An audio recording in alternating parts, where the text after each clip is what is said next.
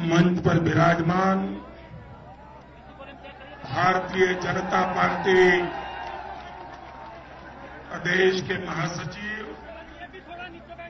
श्रीमान रामचंद्र बेहरा जी, मंच पर विराजमान श्रीमती संतोष अहलावत जी, श्रीमान दाताराम जी गुजर, मंच पर विराजमान पार्टी के सभी महानुभाव और इतनी जल्दी में भी खेतड़ी में सभा होना और वो भी ऐसी खचाखच भरी हुई सभा होना और वहां जो दूर दूर धूप में तप रहे हैं, आपको सुनाई देता है? उधर भी बाहर इतनी बड़ी मात्रा में खड़े हैं, मैं नहीं जानता उनको सुनाई देता है कि नहीं, लेकिन खेतड़ी के प्यारे भाइयों बहनों, ये ताम्र नगरी से जानी जाती है खेतड़ी।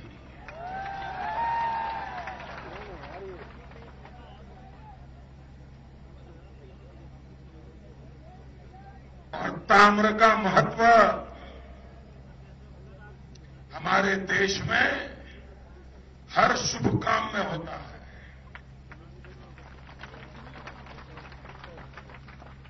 कोई भी पूजा ऐसी नहीं होगी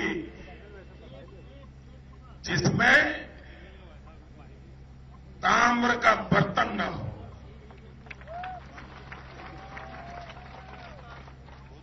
सोने का भी बर्तन पूजा में नहीं चलता। गंगा जल भी लाना है तो ताम्र के बर्तन में लाया जाता है। और शरीर स्वास्थ्य के लिए भी वैद्यराज कहते हैं, तांबे के लोटे में रात को पानी भरो और सुबह वही पानी पियो। ताम्र का शरीर स्वास्थ्य के साथ भी इतना महत्वपूर्ण है। और हिंदुस्तान का स्वास्थ्य ठीक रखने का काम और हिंदुस्तान के मन को ठीक रखने का काम जो ताम्र करता है, ये खेतड़ी वो ताम्र नगरी है।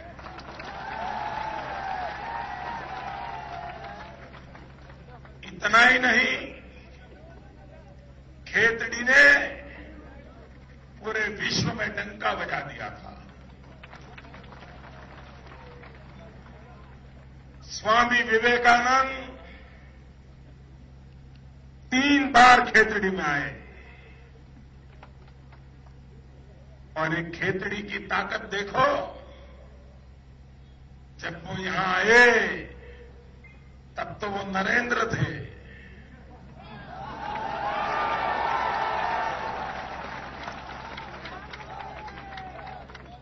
लेकिन यहां से निकले तो विवेकानंद हो गए थे।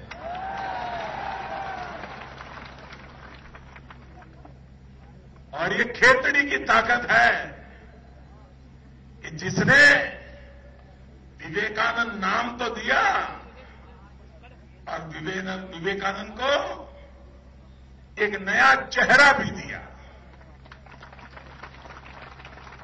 पहले विवेकानंद जी साफा नहीं बांधते थे। खेतड़ी आने से पहले नरेंद्र नाथ की जितनी तस्वीरें हैं उसमें साफा नहीं था। कहां पश्चिम बंगाल का बेटा, कहां राजस्थान, और क्या नाता खेतड़ी से विवेकानंद का। पहली बार खेतड़ी के महाराजा ने उनको साफा पहनाया जो साफा उन्होंने जीवन भर रखा, जो नाम खेतड़ी ने दिया वो नाम जीवन भर रखा और दुनिया में शिकागो गए, यहां से हिंदुस्तान के पगड़ी की इज्जत बढ़ाने का काम विवेकानंद जी ने किया। वो खेतड़ी की भूमि से गए थे। मैं यहां सभा में थोड़ा विलंब से इसलिए आप पहुंचा क्योंकि मेरा मन करता था कि जिस कमरे में स्वामी विवेकानंद जी रुके थे, कुछ पल मैं भी वहां जाके बिताऊं। और इसलिए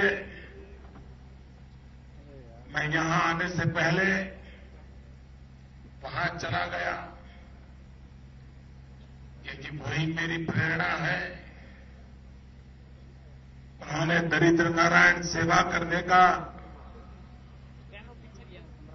हम सबको मार्गदर्शन किया और हम सभी भारतीय जनता पार्टी के कार्यकर्ता के लिए स्वामी विवेकानंद का हर शब्द हम लोगों के लिए एक बहुत बड़ी प्रेरणा है। और मुझे अच्छा लगा, मैं भारतीय जनता पार्टी राजस्थान का बहुत आभारी हूं कि आज उन्होंने मुझे उस पवित्र भूमि में जाने का अवसर दिया। और जब विवेकानंद जी की 150वीं जयंती देश मना रहा है, उस समय मैं बेलूर मठ भी हो आया। मेरे एक गुरुजी वहां रहते हैं, उनके चरणों में बैठ के आया और आज यहीं पर खेतड़ी में आकर के स्वामी विवेकानंद जी का पुण्य स्मरण करने का मुझे सौभाग्य मिला। मुझे अच्छा लगा कि यहां के मिशन से जुड़े लोग इस महल का आधुनिक निर्माण कार्य चल रहा है। भविष्य में एक बहुत बड़ा विवेकानंद जी के जीवन से जुड़ा हुआ आधुनिक टेक्नोलॉजी वाला म्यूजियम बनने वाला है और इसके खातिर खेतड़ी टूरिज्म के नक्शे पर अच्छी जगह बना लेगा, मुझे विश्वास है। भाइयों बहनों, ये ताम्र नगरी तो है, लेकिन मुझे चिंता है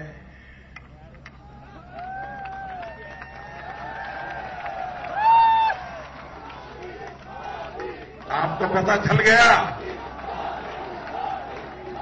मुझे किस बात की चिंता है, आपको पता चल गया? पता नहीं दोस्तों, ये क्या करेंगे लोग, देश कैसे चलाएंगे? और इसी विषय के मंत्री भी दिल्ली में, इसी राजस्थान के खनिज के मंत्री हैं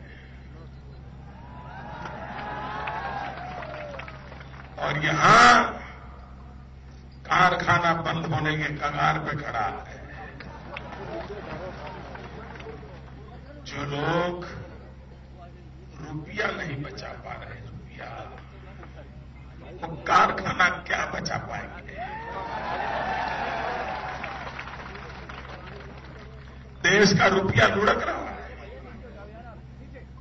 उसकी कीमत टूटती जा रही है और बड़ी स्पर्धा चल रही है कि दिल्ली सरकार की आबरू पहले गिरती है कि रुपये की कीमत पहले गिरती है। ये दोनों के बीच में बड़ी स्पर्धा चल रही है। भाइयों बहनों, 10,000 लोग इस ताम्र उद्योग से कॉपर इंडस्ट्री से रोजी रोटी कमाते हैं और आज उसकी चिंता करने वाला कोई नहीं है, उसकी देखभाल करने वाला कोई नहीं है।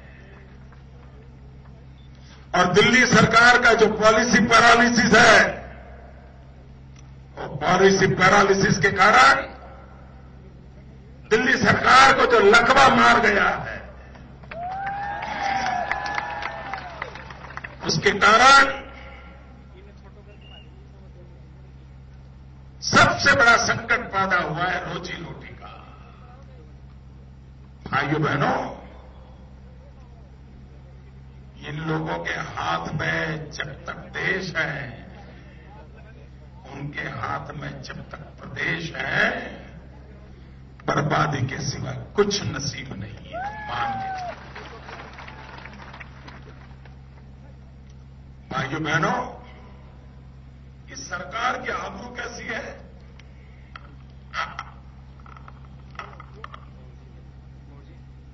ये लोग कहते हैं हमें वोट दो, वोट मांग रहे हैं ना, मांग रहे हैं ना वोट। कांग्रेस के लोग वोट मांग रहे हैं ना, किस बात के लिए वोट मांग रहे हैं बताओ मुझे। नहीं नहीं भाई, कुछ अच्छा किया है जब वोट मांग रहे हो आप? आपने जनता का कुछ भला किया है क्या वोट मांग रहे हो? राजस्थान का भला किया है क्या? किस मुंह से वोट मांग रहे हो मुझे समझ नहीं आ रहा है। और आप भी भले लोग हैं, उनकी बात सुन रहे हो, सुनने के काबिल है क्या?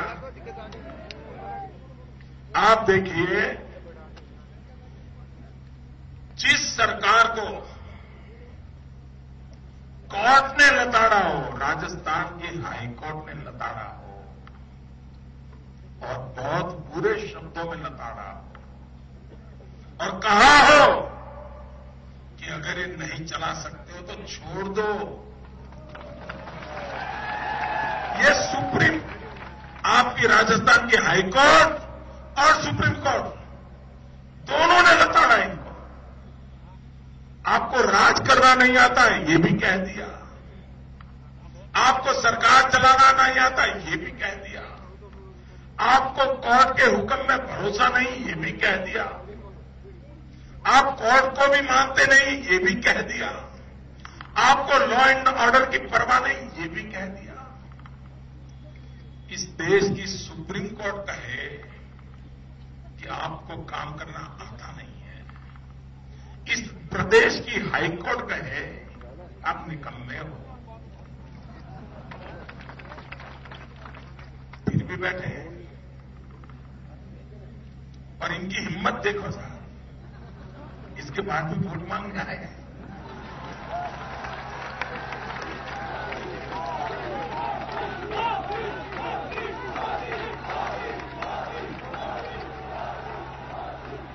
इतना ही नहीं दोस्तों, इतना ही नहीं, गवर्नर तो भाजपा की है नहीं। यहां के गवर्नर कांग्रेस पार्टी के नेता रहे हैं, कांग्रेस सरकार में मंत्री रहे हैं और गवर्नर खुद इनके रास्तों को लेकर के गुस्सा किया कि नहीं किया? आपको मालूम है कि नहीं है? कुछ भूल गए? इतना ही नहीं, यहां के आदिवासियों के लिए जो पैसे बांटे थे वो खर्च नहीं होते थे, काम नहीं होता था। गवर्नर ने कहा आप नहीं कर सकते तो मुझे दे दो, मैं चाहती हूं मैं करती हूं, ऐसा कहना पड़ा। आप कहिए भाई, जिस सरकार पर यहां की हाईकोर्ट का भरोसा नहीं, जिस सरकार पर देश की सुप्रीम कोर्ट का भरोसा नहीं, जिस सरकार पर उनके खुद के गवर्नर का भरोसा नहीं, इतना ही नहीं, उनके शहजादे को भी सरकार में भरोसा नहीं।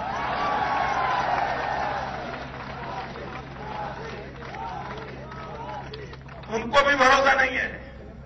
यहां जब भरतपुर जिले में दंगे हुए तो वो सरकार को बताए बिना वहां पहुंच गए। पता है ना? और मोटरसाइकिल पे बैठ गए, याद है कि भूल गए? और मोटरसाइकिल पर बैठे सरकार को बताए भी नहीं, क्यों? अपनी खुद की सरकार पर भरोसा नहीं है। चोरी छुपी से बिना बताए आए, स्थानिक नेताओं को भी नहीं बताया, मोटरसाइकिल पे बैठ के चल दिए। मीडिया वालों को बताया था वो, और किसी को नहीं बताया, कैमरा वालों को बता दिया था। क्योंकि फोटो के बिना तो जी नहीं सकते। टीवी पर नहीं आए तो मेहनत किस काम की? और मोटरसाइकिल पर किसके साथ बैठे थे मालूम है? कौन था वो? कौन था वो? आप बताइए भाई। उनको मुख्यमंत्री की गाड़ी पर बैठने से ज्यादा ऐसे इंसान की मोटरसाइकिल पर बैठना अच्छा लगा, तो आप बताइए उस व्यक्ति की तुलना में मुख्यमंत्री की इज्जत कैसी होगी? ऐसा बदनाम चेहरा, बदनाम नाम, उसकी मोटरसाइकिल पर बैठने का तो अच्छा लग रहा है, लेकिन मुख्यमंत्री की इज्जत ऐसी है कि उनकी गाड़ी में बैठना उनको अच्छा नहीं लगा। और मोटरसाइकिल क्या थी भाई? मालूम है मोटरसाइकिल क्या थी? यहां क्या, वहां क्या था? जरा जोर से बोलिए, मीडिया वालों को सुनाइए। कहते हैं चुराई हुई मोटरसाइकिल थी। जिस राज्य में शहजादे चुराई हुई मोटरसाइकिल पे हिस्ट्री सीटर इंसान के साथ बैठ करके भरतपुर जिले में जाना पसंद करते हैं, लेकिन अपनी सरकार के ऊपर भरोसा नहीं करते, यानी कितनी नीचे गया होगा भाई? क्या कभी सुना है आपने? भाइयों बहनों, जिस सरकार की इज्जत उनकी पार्टी के सामने ठीक नहीं है, जिस सरकार की इज्जत उनके गवर्नर के सामने ठीक नहीं है, जिस सरकार की इज्जत उनकी सुप्रीम कोर्ट में ठीक नहीं है, जिस सरकार की इज्जत हाई कोर्ट में ठीक नहीं है, और जिस सरकार की इज्जत जनता जनार्दन के दिल में भी ठीक नहीं है। भाइयों बहनों, जिस सरकार पर किसी ने भरोसा नहीं किया, मेरे राजस्थान के लोग उन पे भरोसा करेंगे? आप उन पे भरोसा करोगे? खेतड़ी में उन पे भरोसा करोगे? झुंझुनू जिले में भरोसा करोगे? भाइयों बहनों, इन पे भरोसा नहीं किया जा सकता है। आप कहिए भैया, ये मेरा राजस्थान वीरों की भूमि है, और ये राजा महाराजाओं के समय वीरों की भूमि थी, ऐसा नहीं। देश आजाद होने के बाद पाकिस्तान के साथ लोहा लेना हो, चीन के साथ लोहा लेना हो, आतंकवादियों से मुकाबला करना हो, देश के लिए जान देने वाले हमारे जवान ये इसी भूमि की बदौलत है। मैं आज इस खेतड़ी की भूमि से राजस्थान के उन वीर शहीदों की माताओं को प्रणाम करता हूं, जिन माताओं ने देश के लिए मर मिटने वाले जवानों को जन्म दिया। उन माताओं को मैं प्रणाम करता हूं, उनके इस त्याग और तपस्या को प्रणाम करता हूं, और आजादी के बाद देश की रक्षा करने वाले अपने जीवन को न्यौछावर करने वाले मेरे उन वीर सैनिकों को साष्टांग दंडवत करता हूं।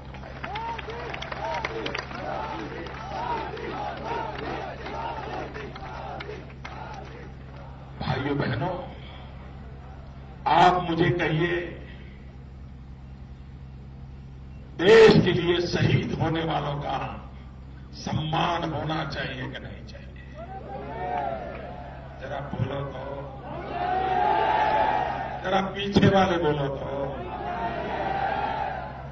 भाइयों बहनों, आप मुझे कहिए, क्या किसी का सम्मान हुआ है? कोई वॉर मेमोरियल बना है? भाइयों बहनों, ये गहलोत जी कहा करते हैं कि गुजरात का मॉडल बेकार है, अगर कुछ है तो राजस्थान का मॉडल है।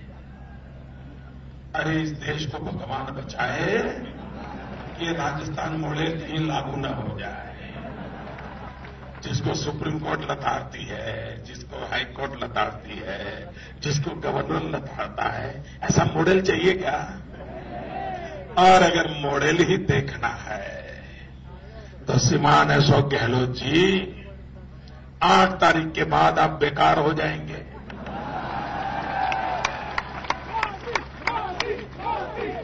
आपके पास कोई काम नहीं होगा, आप आराम करने के लिए गुजरात आएंगे।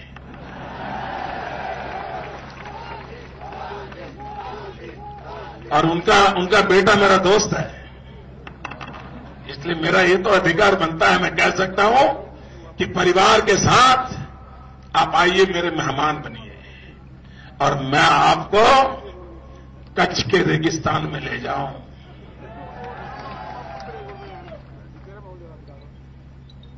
हिंदुस्तान पाकिस्तान की सीमा पर हमारे देश के जवानों ने जो बलिदान दिया, वो वॉर मेमोरियल आकर के वहां देखिए, आपका सर वहां झुकने को मन कर जाएगा। लेकिन वो मॉडल आप नहीं कर सकते हो भाई। गुजरात बनाना है ना तो 46 इंच का सीना लगता है।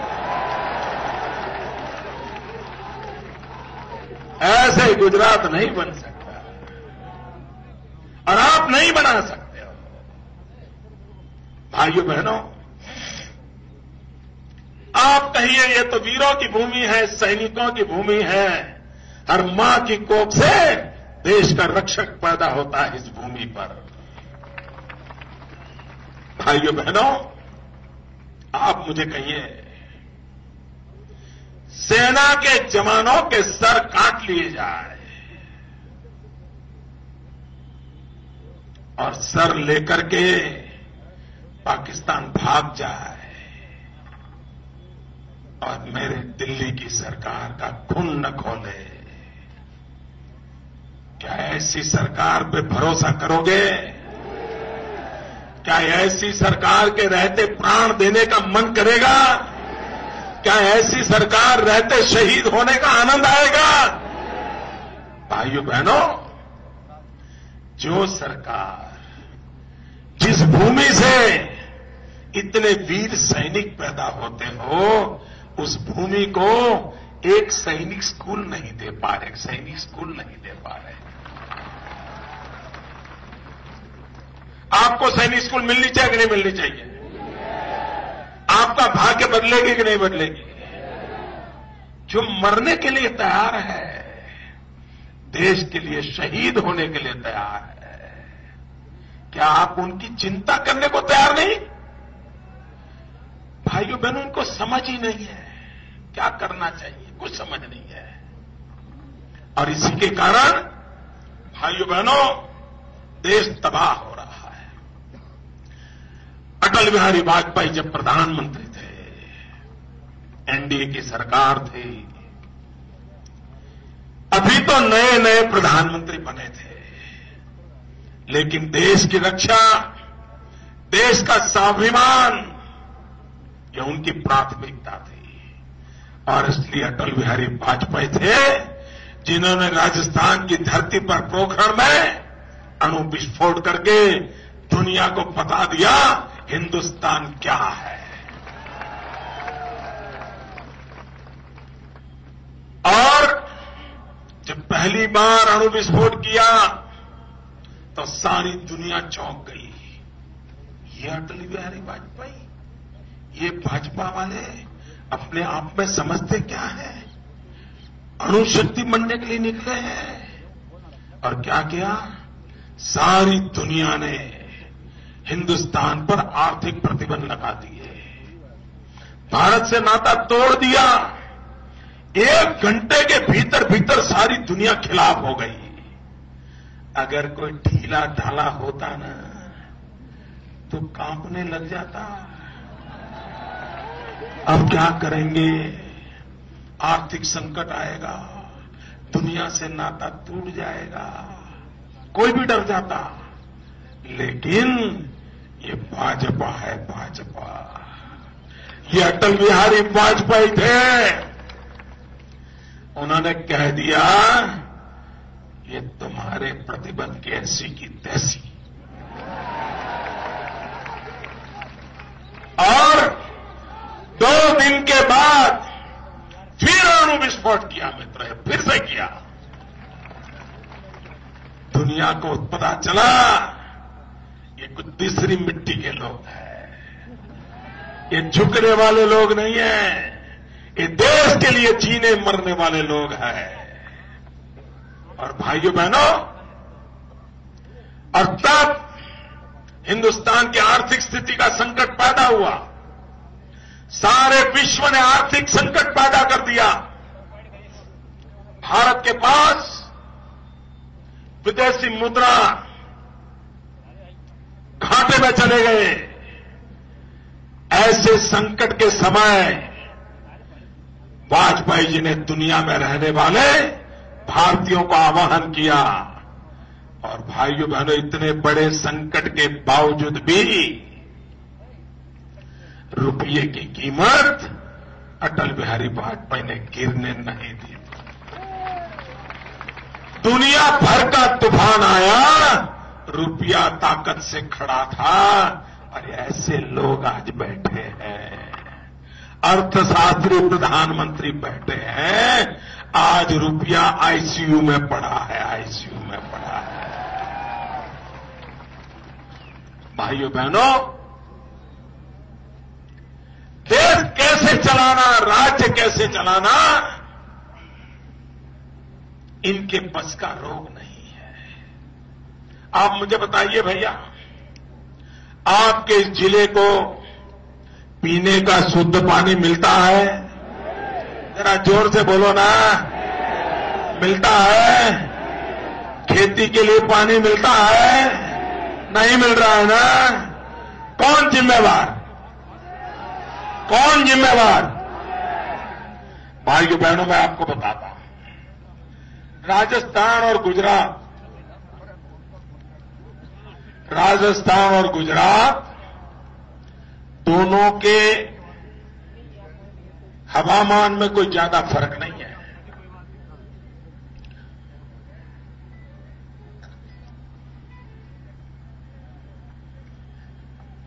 आपके यहां भी रेगिस्तान है, मेरे यहां भी रेगिस्तान है। आपके यहां भी बारिश कम होती है, मेरे यहां भी बारिश कम होती है। आपके यहां बहुत कम नदियां हैं, मेरे यहां भी बहुत कम नदियां हैं।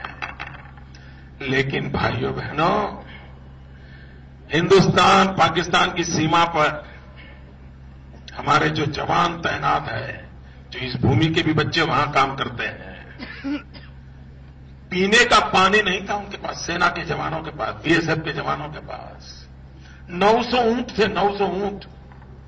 वो ऊंट पानी भर करके लाते थे, तब इस सीमा पर तैनात बीएसएफ के जवानों को पानी मिलता था। आप कल्पना कर सकते हैं भाई, हफ्ते में कितनी बार नहाने को मिलता होगा इन जवानों को? पीने का पानी भी कोटे से मिलता होगा। ये हाल जिंदगी का गुजारते थे। जब मैं मुख्यमंत्री बना, मैं दिवाली मनाने के लिए उनके पास चला जाता हूं। सीमा पर कहीं कहीं जाता हूं जवानों के पास, उनके साथ रहता हूं। तो मैं एक दिवाली मनाने उनके साथ गया, उन्होंने सारी अपनी कथा बताई। भाइयों बहनों, हमने पाइपलाइन डाली, पाइपलाइन, और मध्य प्रदेश के किनारे से नर्मदा का पानी उठाया और अरबों खरबों रुपये का खर्च करके सेना के जवानों को नर्मदा का शुद्ध पानी पहुंचाया। इतना ही नहीं, गुजरात में 4000 गांव ऐसे थे जो 12 महीना टैंकर का पानी पीते थे। हमने 9000 गांवों में पाइपलाइन से नर्मदा का पानी पहुंचाया, सेना के जवानों को पहुंचाया। वो 900 ऊंट अब सुरक्षा के काम में आ रहे हैं, पहले पानी ढोने के काम आते थे। भाइयों बहनों, और पाइप की साइज क्या है मालूम है? इतना पानी 9000 गांव को ले जाने वाली पाइप कैसी होगी, आप कल्पना नहीं कर सकते। पाइप की साइज इतनी बड़ी है कि श्रीमान अशोक गहलोत, उनकी ऊंचाई तो थोड़ी ज्यादा है ना, अशोक जी की ऊंचाई थोड़ी ज्यादा है। अशोक गहलोत अपने परिवार के साथ मारुति कार में बैठ करके उस पाइप के अंदर कार चला सकते हैं।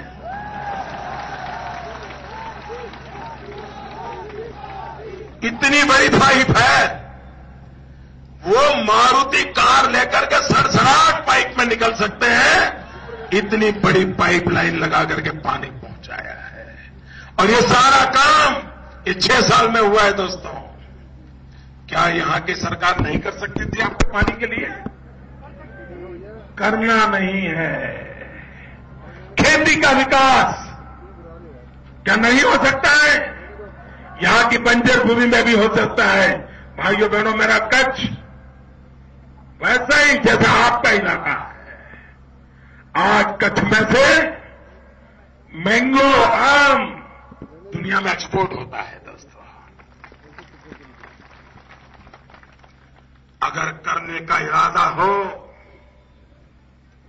तो भाइयों बहनों, जंगल में भी मंगल खड़ा किया जा सकता है।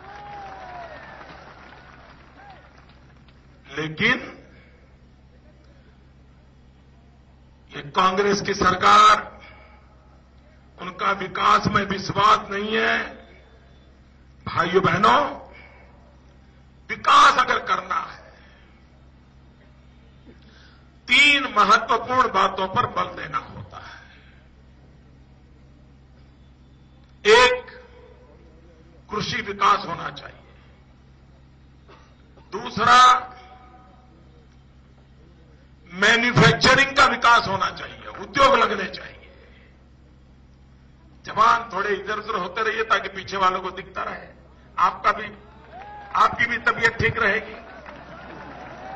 हाँ, थोड़े हिलते फिरते रहिए, आप भी थोड़ा हिलिए, कोई फर्क नहीं पड़ेगा। 8 तारीख को सरकार जाने वाली है।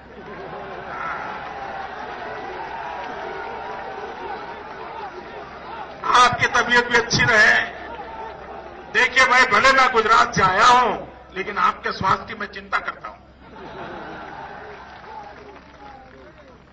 भाइयों बहनों, विकास, कृषि विकास होना चाहिए, मैन्युफैक्चरिंग क्षेत्र, उद्योग लगने चाहिए, लोगों को रोजगार मिलना चाहिए।